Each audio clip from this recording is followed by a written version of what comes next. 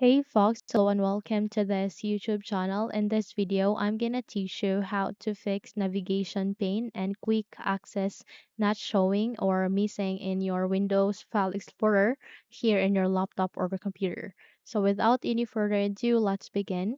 The very first step is here at the bottom search bar, you need to search for File Explorer. So once you've typed it, wait for the best match, which is the system called File Explorer itself will appear. Here you need to click on Open to continue. Okay.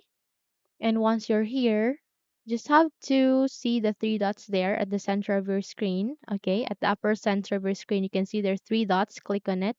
And here you need to go with Options.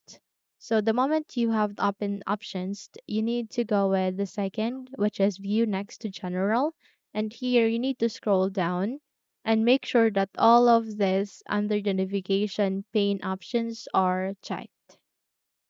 Okay, so you need to check always show availability status, check expand to open folder, check show all folders, check show libraries, check show network, and check show this PC. And once you have checked all of that, have to click on apply and then okay. And there you have that. You have just set the navigation pane and desktop, quick access here in your file explorer. Okay, so that's it. Just simply close this window and you're good to go. Okay, so hopefully this video helps. If yes, don't forget to subscribe, hit the like button as well as the bell icon to be updated for more tutorials like this. Thank you for watching this video and take care everyone.